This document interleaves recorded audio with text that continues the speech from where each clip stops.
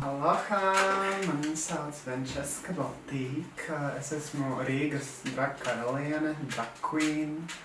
Es nodarbojos ar šo jau 2 gadus. Ikdienā es mācos Latvijas kultūras akadēmijā. Esmu students, jau 2. kurs. Jā, tas ir pamatīgi mana ikdiena. Brīvdienas ir vai nu kaut kādi drag pasakumi, piemēram, vienreiz mēnesi mums ir drag shows. Es nonācu pakāpeniski.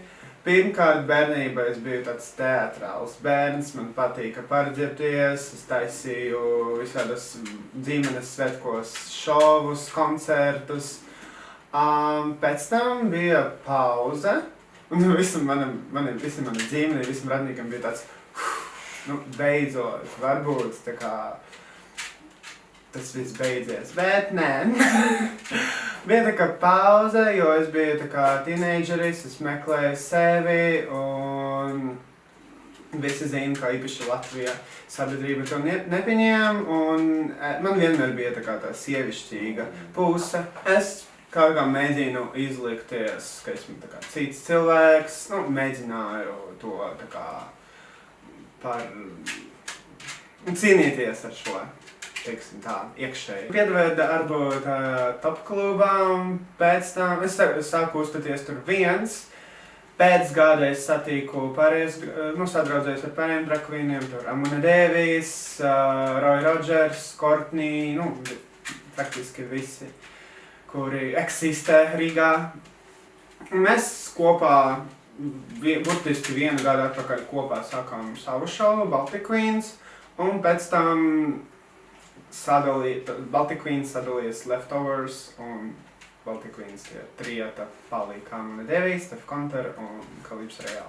Tas tā kā drag kā māksla, kā forma, platforma, un ir genders, tā kā es jūtos. Es, piemēram, jūtos starp vīrieti un sievieti, tas ir tā kā parasti visi pārēji drag karalienes, viņi tā kā ir, parasti vīrieši, puiši normālai dzīvē, ikdienā. Man ir bišķi savādāka situācija, un trešais ir, protams, seksualitāte, seksuāla orientācija. Cilvēkiem, īpaši, kuri neko nezin par šo, viņi tā kā jauc visu tas 3 lietas kopā. Viņi tā kā vienmēr iet kopā, bet joprojām tas ir 3 dažādas, pilnīgi dažādas lietas. Viņi var iet kopā, bet tas nenozīmē, ka tas ir viens un tas pats. Un, cilvēki, kuri nezina par to, viņam ir tie tā kā stereotīpi un nepareizi priekšstāti. Tā kā, ir tas stereotīps, ka ja tu esi drag queens, tu esi gejs. Es tā kā neesmu piemērots ne pie viena tā stereotīpa, jo es neesmu pareizais čalis ikdienā, un es neesmu gejs, esmu panseksuāls. Pirmkārt, vecāki viņi ir super atbalstoši. Tā kā es nevaru sūdzēties. Tā kā, protams, mums ir, dažreiz nesakrīt mūsu viedokli, bet, piemēram, mamā, man liekas, viņa nevar līdz galam saprast, kas tieši draga ir. Tas ir tā kā mākslas formā, kas traks, tāds nav. Sliktāka pieredze dīvaini, bet man ir bijusi gay kluba, top kluba, jo pastāv diskriminācija LGBT kopienas iekšā. Tā kā ļoti skumja, jo gay klubs ir tā kā gandrīz vienīga vieta, kur es varu justies tā kā ļoti, ļoti droši. Un arī tur es saskaros ar kaut kādu naidu un skatieniem un tā tālāk. Tā nav jābūt. Un tas ir tā kā, no kā man paliek skumji, bet, tā kā viss sapīgāko, ko man pateica, man ir pateikuši gay klubā. Vēl pirms drāgā, kopš 1. klases, man saucā visādus vārdus, un tā kā, tas vienmēr ir bijusi, un, protams, bija tur depresija un tā tālāk, bet kopumā es iemācījos dzīvot ar šo.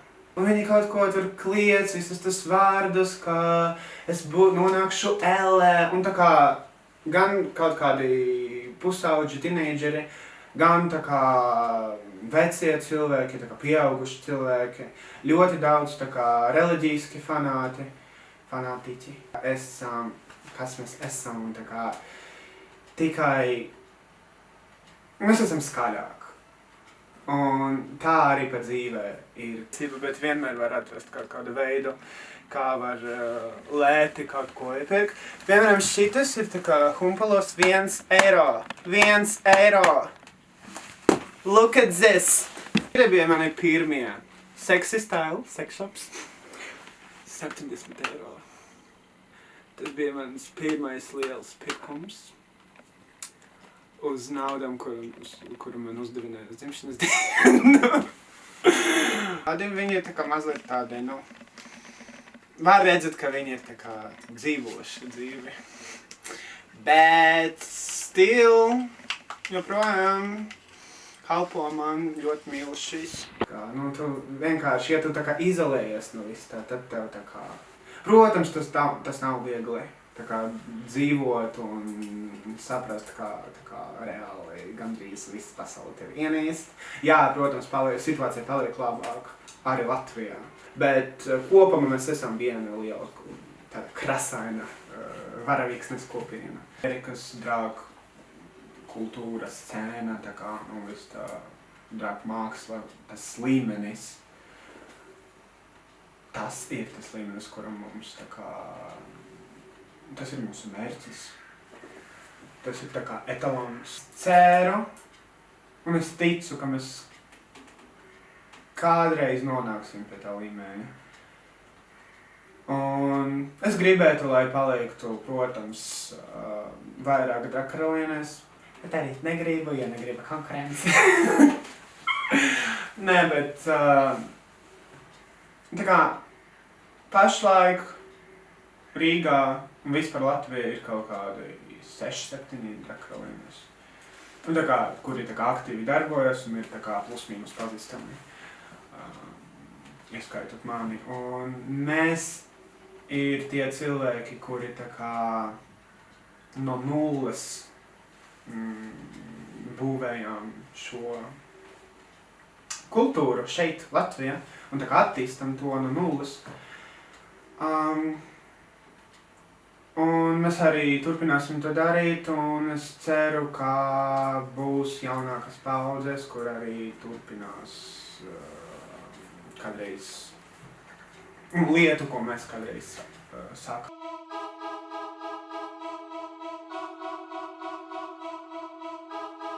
Tā kā kopumā... Cut!